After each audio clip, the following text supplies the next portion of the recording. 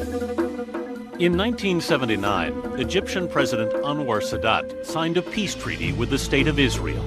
Let there be no more wars or bloodshed. He was walking away from the Palestinians. He was opting for a separate peace. He had broken the rules. He had gone to a forbidden land. Let there be no more suffering or denial of rights. Many people in the Arab world thought this was a stab in the back. He had political courage. He knew that he was taking a very heavy chance. He even expected that he might be killed for it. Anwar Sadat, now on Biography.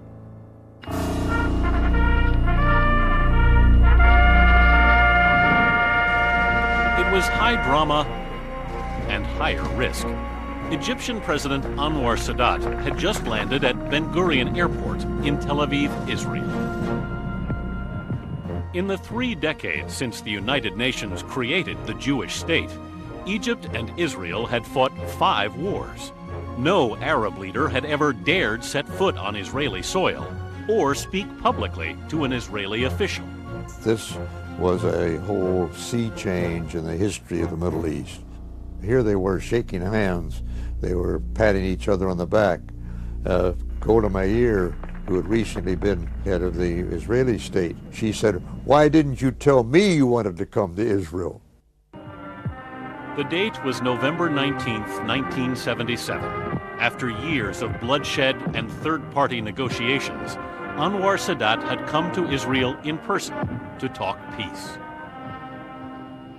What I really, at heart, want from this visit, that the wall of that was created between us and the Israelis because of the psychological problems comes down. Sadat called his trip a sacred mission. Syrian radio called it the blackest day in Arab history. Either way, it was the sort of courageous political gesture, offered at great personal and political peril, that became the hallmark of Sadat's presidency. When he went to Jerusalem, his foreign minister refused to go. Several others refused to go. They were afraid if they agreed to go that they would be assassinated. He had broken the rules. He had gone to a forbidden land, and he had done it without consulting his people. Many people in the Arab world thought this was a stab in the back by the most powerful Arab nation. They felt that Sadat had sold out. Sadat had come to Israel to negotiate 2 long-standing issues: Israeli withdrawal from occupied Arab territories and the creation of an independent Palestinian state. After decades of on-again, off-again talks, Sadat's peace initiative unfolded at lightning speed. It had begun just 9 days earlier, when, departing from his prepared speech, Sadat told the Egyptian parliament he would be willing to go anywhere, even to the Israeli parliament, the Knesset, to discuss peace. 4 days later, he repeated the offer to CBS News anchor Walter Cronkite. I said, "When are you going to Israel?" And he said, "I am going just as soon as there is peace." And I said, "Well, that is your condition before you would go to Israel." No, Walter." He said, "I have no conditions." The only condition is that I want to discuss the whole situation with the 120 members of the Knesset. Media savvy and master of the dramatic political gesture, Sadat knew his words would grab headlines worldwide. He was a showman, and he realized in the minds of the rest of the world he was also a superstar. And so he played that card constantly, and he toyed with the foreign press especially, whom he knew would respond to his theatrical gestures. Sadat was a visionary. He was a very broad thinker. He could think in terms of the strategy for Egypt for the next 30 years, which is unusual in a statesman. And he was a high-stakes gambler. I admire most of all in a politician courage, and there are not many who can claim it. He had political courage. He understood that what he was doing was risky. He even expected that he might be killed for it. Sadat's trip took him into a minefield of issues, any one of which could have detonated, destroying the peace initiative. Negotiations were frequently deadlocked, but Sadat hung in there. He had a strong conviction, and that conviction came from a sense of faith that what he was doing was the right thing. After 2 years of grueling negotiations, Sadat flew to Washington to meet with Israeli Prime Minister Menachem Begin and President Jimmy Carter. There, in front of the White House, the two former enemies signed the first peace treaty between Israel and an Arab state. Let there be no more wars or bloodshed between Arabs and Israelis. Let there be no more suffering or denial of rights. Though applauded in the West, Sadat's actions were condemned throughout the Arab world, setting in motion events that would cost him his life. Anwar Sadat's journey toward the historic 1979 peace treaty with Israel began 6 years earlier in Egypt's Sinai Desert. The Israelis had occupied the Sinai since 1967, when their surprise attack routed the Egyptian army. After such a humiliating loss, no one expected Sadat would dare go to war over the Sinai. But he did.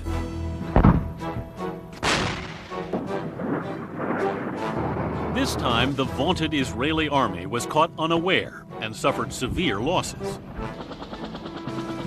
By the time a ceasefire was finally organized, the Israelis had regained the upper hand. Nevertheless, the war was hailed throughout the Arab world as a brilliant victory. Sadat's high-stakes gamble shattered the myth of Israeli invincibility, opening the way to an eventual Israeli-Egyptian peace agreement. The October War gave Egypt back its manhood. Right? Quite right. Quite right. As president, Sadat took enormous risks to achieve peace. The courage to go his own way, he said, grew from years of adversity, beginning with his impoverished childhood in the village of Miet Abul Kam. Life is hard, but really what is rewarding in this is that the principles and the morale in the village is something very superior, really superior. Sadat was born in Miet Abul Kam on Christmas Day, 1918.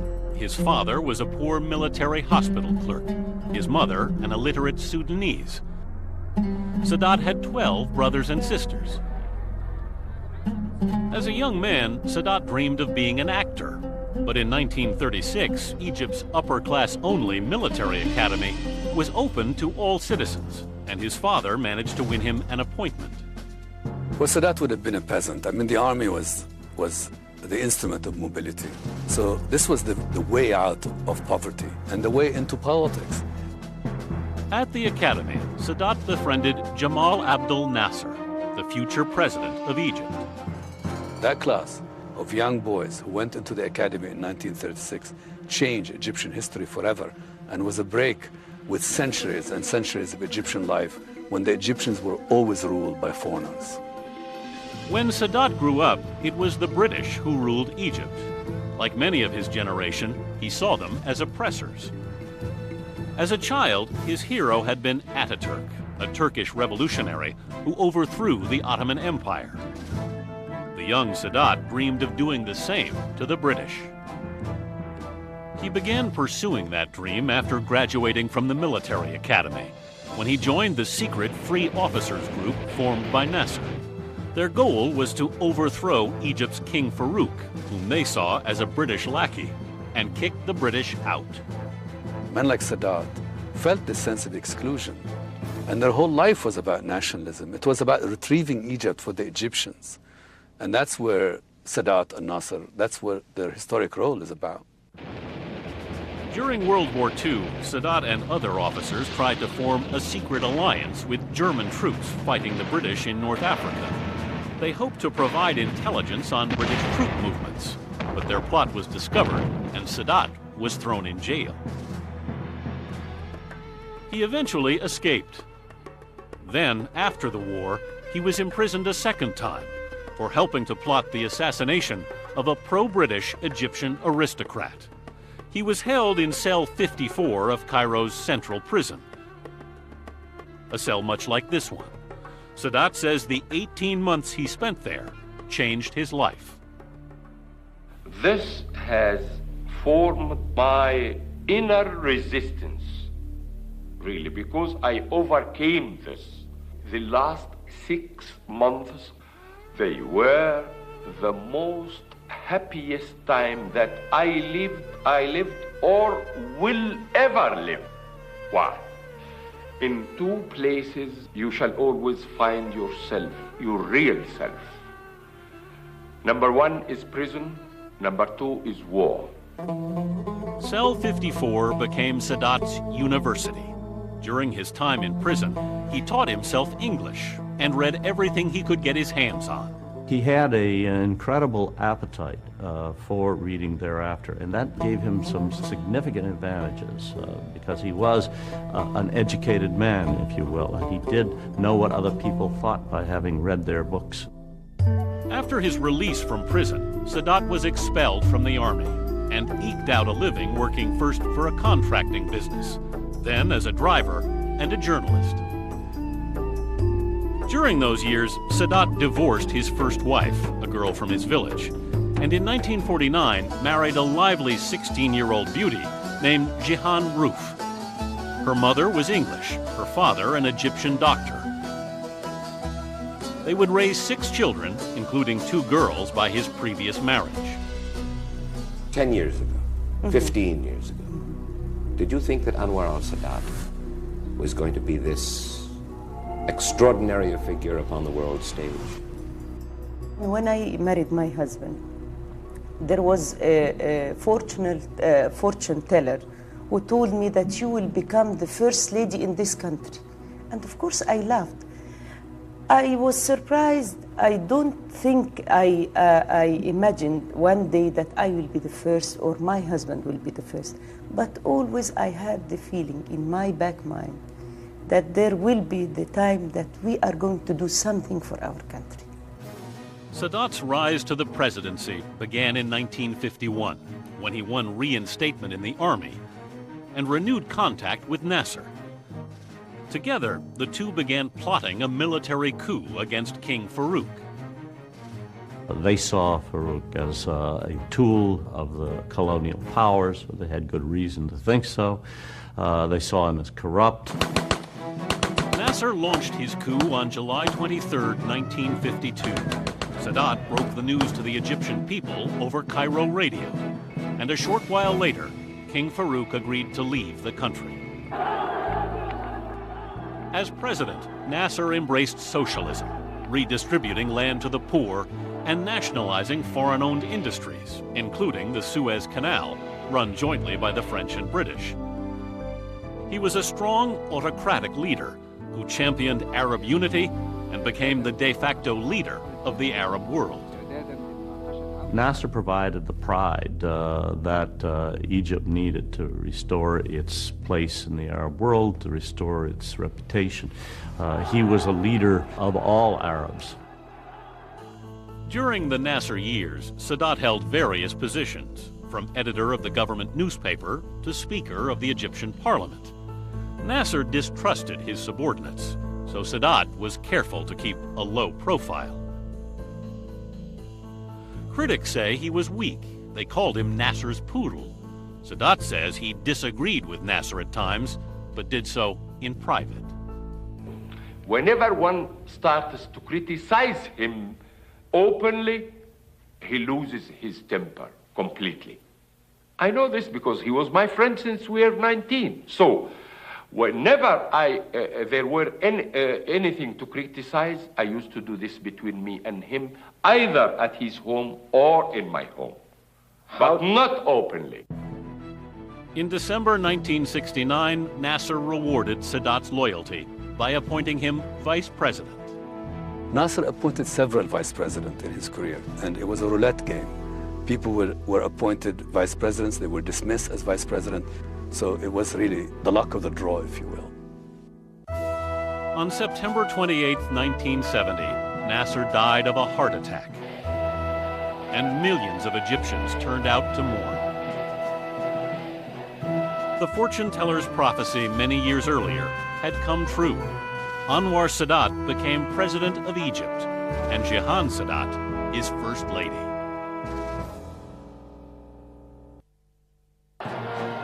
It was the fall of 1970. Jamal Abdel Nasser had just died, and his vice president, Anwar Sadat, had become president.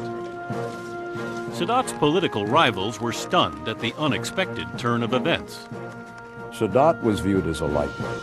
Nasser had given him very little responsibility during the time he was vice president, and so people were not expecting much. Sadat's opponents immediately began plotting his overthrow, but the plotters underestimated Sadat. He outwitted them, and 8 months after taking office, had them all jailed. When Sadat finally began the hard work of governing, he was shocked to discover that Nasser's socialist policies and his disastrous 1967 war with Israel had bankrupted the country. The war had lasted just 6 days. On the first day, Israel destroyed 3/4 of Egypt's aircraft. After that, it crushed the armies of Egypt, Jordan, and Syria, and seized large swaths of their land, including Egypt's Sinai Desert. You had Egypt lose one of its key sources of income, and that is the Suez Canal. Replenishing equipment lost in the war cost billions of dollars. A year-long war of attrition fought across the Suez Canal beginning in 1969 cost billions more. You had cities across the Suez Canal that were devastated, with hundreds of thousands of people moving into Cairo, which became a very overcrowded city. To address the country's problems, Sadat began cautiously turning away from the disastrous policies of his predecessor. He allowed political parties to form and returned private property seized under Nasser. For Sadat, the move towards greater democracy was a risky course. He was never the beloved leader that Nasser was, and the opponents of change were becoming more vocal. What's more, Sadat's fondness for the trappings of power distanced him from the common man. Sadat was a very proud man. He had gone from nothing to being the president of Egypt. He was probably one of the best dressed men in Egypt. He enjoyed the privileges of wealth. He had the riding crop under his arm. He was impeccably manicured and dressed. His uniforms were Hollywood style. His parades were sensational, Disney-like productions.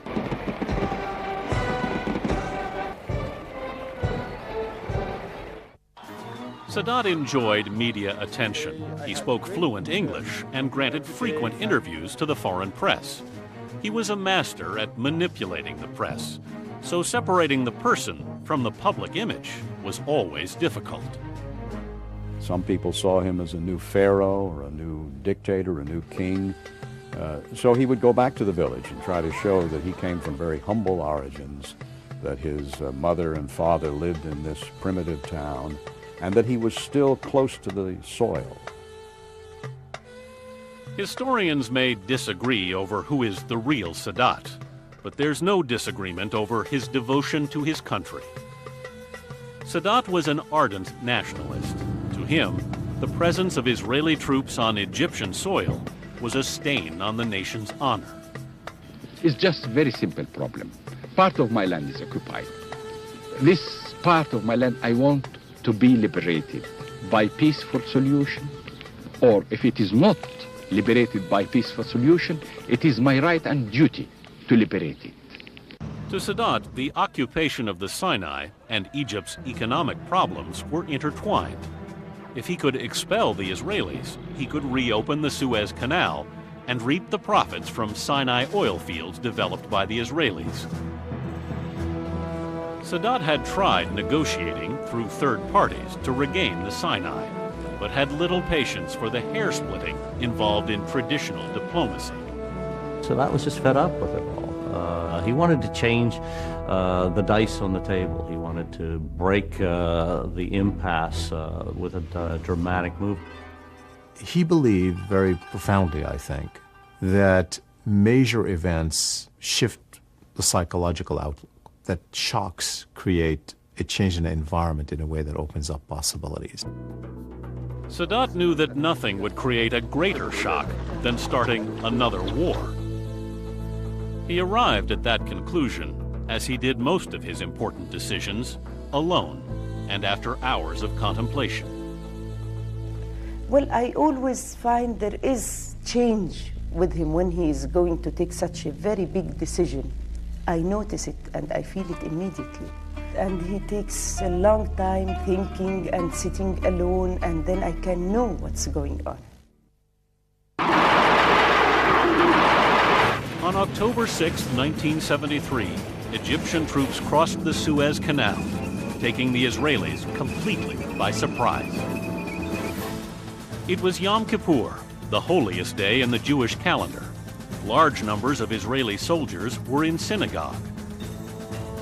In the early days of the war, Sadat's troops and their allies, the Syrians, destroyed more than 100 Israeli tanks and killed more than 2,000 Israeli soldiers. This was a great psychological boost for the Egyptians to have been able to surprise the Israelis and successfully begin to recapture that territory. The tide eventually turned after the U.S. launched an airlift to replenish Israel's lost equipment. The Israelis surrounded part of Sadat's army and were threatening to annihilate it when the Soviet Union announced it was preparing to come to Egypt's aid. Suddenly, the conflict was threatening to escalate into a major superpower confrontation. This certainly raised the flags for the Americans and for Henry Kissinger and the president. Sadat knew his army couldn't defeat the Israelis. Military victory was never his goal. What he wanted was to force President Nixon and National Security Advisor Kissinger, who had seemingly lost interest in the Arab-Israeli conflict, to become re-involved. He believed that without their direct involvement, the Arab-Israeli conflict could not be resolved. He believed the U.S. in particular held 90% of the cards, and there was no way of getting the U.S. to intervene unless there was a major crisis. Sadat had staked his presidency on the outcome of the war. He was betting on a quick ceasefire and a diplomatic settlement favorable to Egypt.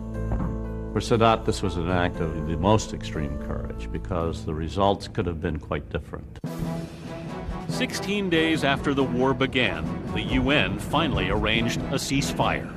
Then, events took a turn Sadat never dreamed of. Arab oil producers spearheaded an oil embargo against the U.S. for supporting Israel. As a result, oil prices worldwide quadrupled, and Middle East oil producers suddenly found themselves awash in money. Responding to the crisis, President Nixon sent his national security advisor shuttling between Jerusalem and Cairo, trying to negotiate a resolution to the Egyptian-Israeli conflict. All of these meant that the U.S. suddenly reshuffled its global priorities to focus primarily on addressing this issue. That's exactly what Sadat wanted. That's exactly what he expected. Sadat's strategy had worked better than he could have imagined. After 3 years of living in Nasser's shadow, he was emerging as a dynamic new leader of the Egyptian people. The war made Sadat into a national hero. I mean, everybody was convinced that he had accomplished what Nasser had tried to do and never could do. They were surprised by their own success, and it gave them an enormous boost of pride. Sadat's dramatic gamble changed the Middle East landscape. The U.S. was now pressuring Israel to negotiate a withdrawal from the Sinai. The Israelis could no longer dismiss Egypt's military as inept. If Israel refused to negotiate, it did so at its own peril. Anwar Sadat's strategy to bring the U.S. into the Arab-Israeli conflict as a mediator had worked. 3 months after the 1973 war ended, the United Nations brokered an agreement for a partial Israeli withdrawal from the Sinai. When negotiations for a second withdrawal broke down, Sadat rolled the dice once again. With Israeli artillery still in range, Sadat announced that Egyptian engineers would begin clearing the Suez Canal of debris from the '67 war and reopen it to international shipping. It was a very smart move on the part of Sadat to declare the clearing of the canal. What Sadat did was he got the entire world salivating over having the canal open again, because it was a costly proposition not to be able to move through the canal. The years following the '73 war were heady times for Sadat and Egypt. The U.S. pumped in large amounts of foreign aid. Sadat opened Egypt's economy to foreign investment. He watched other Arab states getting rich from skyrocketing oil prices and envisioned large investments flowing into his country. The city that we are going to see now, the 10th of Ramadan, is the first one. I'm planning for a chain of cities on this 100 kilometers. A chain of cities and factories. Pioneering, real pioneering. In fact, large sums of money did flow to Egypt, but it wasn't shared equally. As a result of the war and the subsequent opening of Egypt and the American aid, the upper and upper middle classes of Egypt prospered. Foreign goods came in. There was a degree of affluence that hadn't been seen in those classes. But nothing changed for the vast majority of the Egyptian public. In fact, things got worse. Between 1973 and '76, inflation sent prices soaring. To keep staples like bread, rice, and cooking gas affordable for the average Egyptian, Sadat subsidized the prices by borrowing large sums of money from foreign lenders. By 1977, the foreign debt was so large he was forced to cut subsidies and allow prices to rise. That triggered widespread rioting. Many of the protesters blamed Sadat personally. "Sadat dresses in style," they shouted, "while we live 7 to a room." And people went out into the streets chanting, "Hero of the crossing, where's breakfast?" They were running out of tea, they were running out of sugar, they couldn't afford things, there was inflation in the country.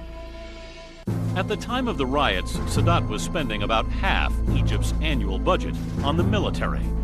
The riots convinced him that Egypt simply couldn't afford guns and butter.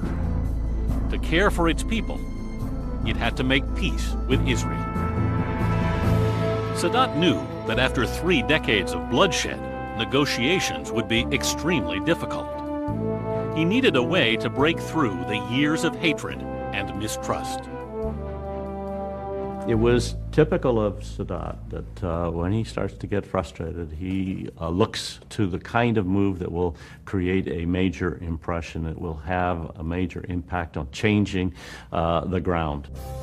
Sadat considered several options.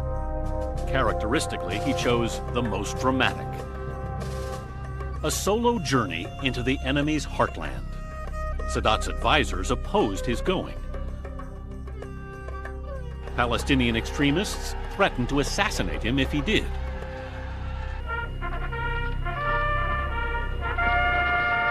But once again, Sadat summoned the courage to do what he thought was best for Egypt. A devout Muslim, he put his faith in Allah. One day he told me, "Don't worry, because you are not going to add 1 minute or take 1 minute. It's my fate. Whenever it's finished, then nobody can add anything."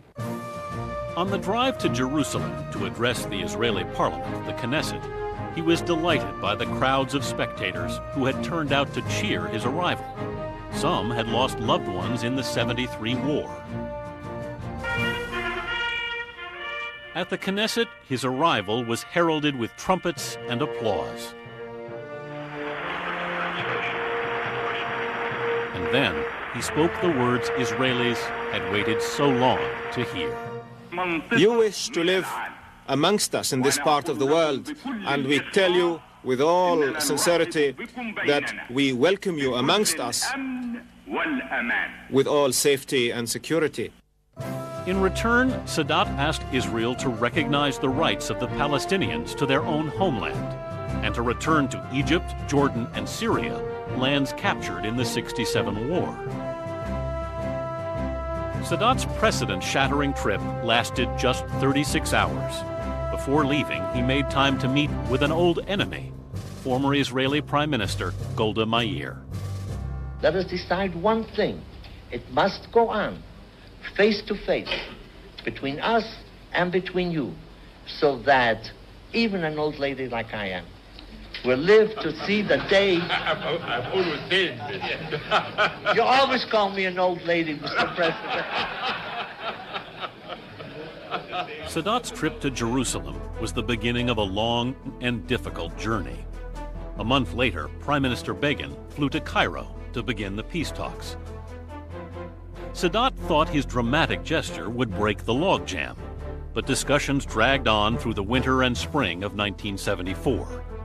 In July, a frustrated Sadat suspended negotiations.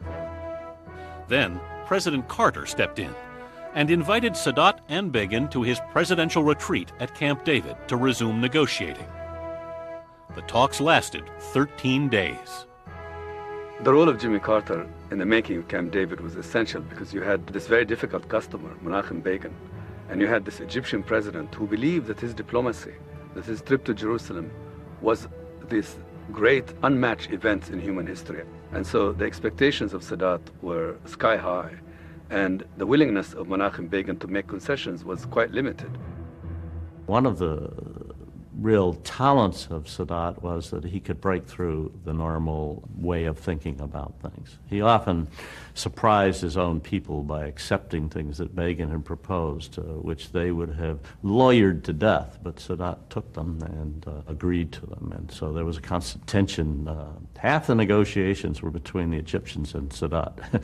The other half were between Sadat and Begin. On the 13th day, President Sadat and Prime Minister Begin signed what were known as the Camp David Accords. Camp David negotiations had two separate agreements. One was related to Israeli withdrawal and Egyptian-Israeli peace, and the other was related to an autonomy for the Palestinians that ultimately was going to lead to a state. And that second never materialized. For their historic agreement, Sadat and Begin were awarded the Nobel Peace Prize in 1978, and Time magazine named Sadat its Man of the Year. Sadat had become an international superstar.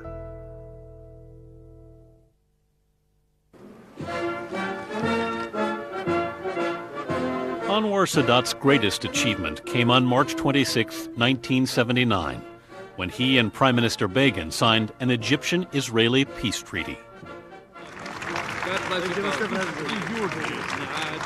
The peace treaty was the culmination of what Sadat had been going after, which was the total return of the Sinai. He proved that he had restored what Nasser had lost. He proved that he was no longer Nasser's lapdog and that he had restored Egyptian pride. Sadat's quest for peace dramatically altered the dynamics of war and peace in the Middle East. There can be no war. There can be no big Arab-Israeli war without Egypt. This was the strategic importance of Egypt. He was removing the largest Arab army. With Egypt leaving the Arab-Israeli wars, the age of the major Arab-Israeli wars came to an end. Sadat had hoped Egypt would reap great rewards in the wake of the peace treaty, but he was mistaken. In the Arab world, Sadat was vilified for failing to resolve the Palestinian issue. Many Arabs felt he had sold them out. This was an ultimate act of dishonoring oneself. It was an ultimate act of surrender for many, many Arabs. They believed that he was trading away Egypt's advantages. He was walking away from the Palestinians. He was opting for a separate peace. Sadat knew that an Egyptian peace agreement without resolution of the Palestinian issue would be unpopular among Arabs. But he didn't realize how unpopular.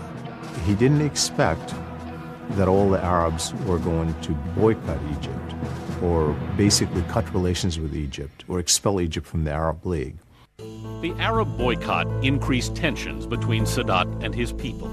Many Egyptians who had been working in Arab countries and were an important source of income for their families were expelled and forced to return home where there were no jobs. Frustration over the lack of jobs was especially strong at the universities. These university graduates and students who you would have assumed would have been able to foresee prosperity under this new regime were so disenchanted with the system that they turned, as was the case during the early days of Christianity, to the church, to the Muslim fundamentalist movement. Universities became a hotbed of fundamentalist activities.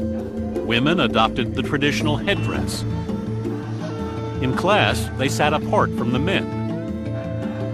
Campuses doubled as recruitment sites for Islamic activists. Muslim fundamentalism, which would come to haunt Egypt and haunt the world in years to come, had begun to make inroads into the society. And there were pitched battles at one point in Cairo and in other parts of Egypt between the Copts, the Christians of the country, and the Muslim fundamentalists. Sadat had originally tolerated the spread of Muslim fundamentalism as a counterbalance to other political opposition groups. But after the signing of the peace treaty and Sadat's rise to international stardom, he and the fundamentalists found themselves increasingly at odds.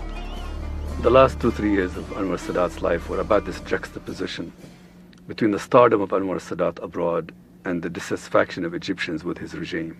There were real pockets of opposition and hostility that simply grew during this period, and they were able to use these attributes, his beautifully tailored suits, his Pierre Cardin uniforms, his multiple palaces, which were beautiful, by the way. They're able to use it against him and to start to break down his reputation. Islamic fundamentalists argued that he had been seduced by the bright lights of foreign lands, that he was estranged from his people, and preferred the company of international celebrities. He loved welcoming Elizabeth Taylor to Egypt. Well, she had once played Cleopatra, so she was on familiar ground. He loved being with Walter Cronkite. He loved being with Barbara Walters. He took to America. America was very seductive to him. In conservative, traditional Egypt, Jihan Sadat, Sadat's socially progressive wife, was even more controversial than her husband. Jihan Sadat was a believer in women's rights. She wanted to turn around the life of the average woman in the Egyptian society. And so she went out and publicly talked about women's rights, about equality, about family planning. All of this was anathema to the established hierarchy among the males of Egypt. Hostility toward Sadat intensified in 1979 after Islamic revolutionaries overthrew Sadat's friend, the pro-Western Shah of Iran. Placing friendship above politics, Sadat offered the ailing Shah political asylum in Egypt. So things were quite difficult for him, and Egypt was becoming an increasingly bitter, an unhappy country. And Sadat himself was spending more and more time away from Cairo. He hated the Cairenes. He hated the intellectuals. He hated the journalists. And he developed this fantasy of peasant Egypt. He would go back to his village. But the serenity of the village was no cure for what ailed him. Sadat had always kept his own counsel. Now he was isolated and growing increasingly agitated. In September 1981, bloody rioting broke out between Egypt's Muslim fundamentalists and its Coptic Christian minority. In response, Sadat ordered the imprisonment of some 1,500 people. It was a large number of people, but it wasn't just the number. The numbers don't tell the story. The kind of people he imprisoned tell the story. They were professionals. They were former ministers. There was a man who was a pasha in the old days, who was a leader of a bourgeois political party. So there was a sense that this man was raiding his own country, that he was showing it no respect. Jehan Sadat, to her credit, speaks of this as one of his biggest mistakes and speaks of counseling him or asking him questions about whether it was the right thing to do. When an American reporter asked if he consulted with the U.S. before the crackdown, Sadat snapped.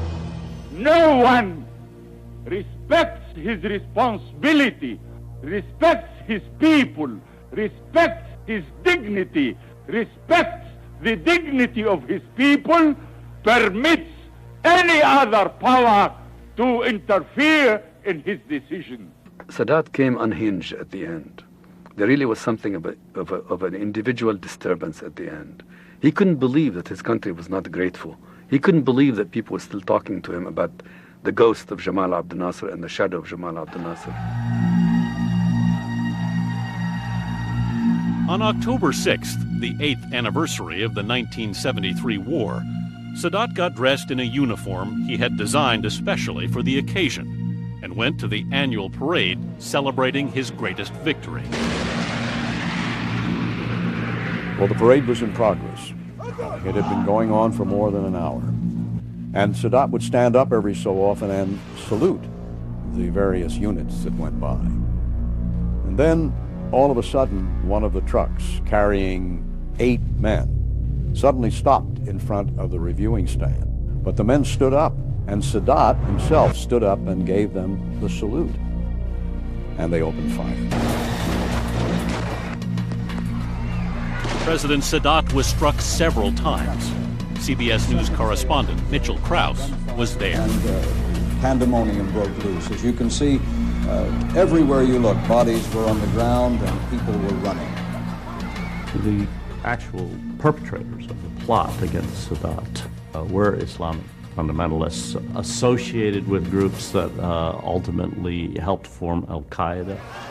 There is the body of Sadat beneath those of others. President Sadat died 2 hours later in a military hospital.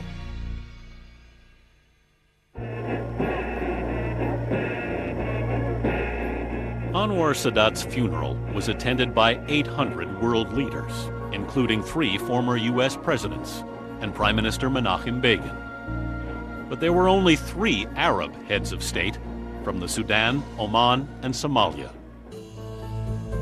Among the Egyptian people, there was shock and disbelief, but little mourning. The hearts of the Egyptian people were never with him in the sense that they were with Nasser. When he died, one of the surprises that we in the Western press had was that there was no outpouring of grief following his death. Outside Egypt, Palestinians rejoiced at news of Sadat's assassination. In Beirut, they fired shots in the air and carried a mock coffin.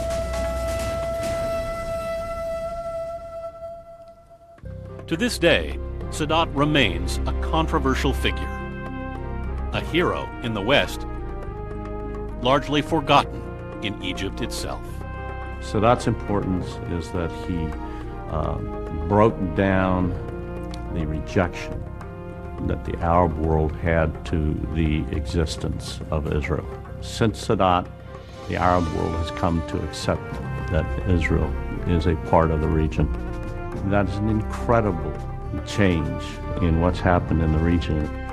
You know, it's said of Moses that he saw the promised land, but he couldn't go there, he couldn't enter it. Well, ironically, the sad thing for Anwar Sadat, he secured the liberation of Sinai, the restoration of its sovereignty to Egypt, but it was done in April 1982. Sadat knew he might not live to see that day, so he wrote his own epitaph, which is inscribed on his tomb. Anwar el-Sadat, hero of war, hero of peace, lived for peace, and was martyred for his principles.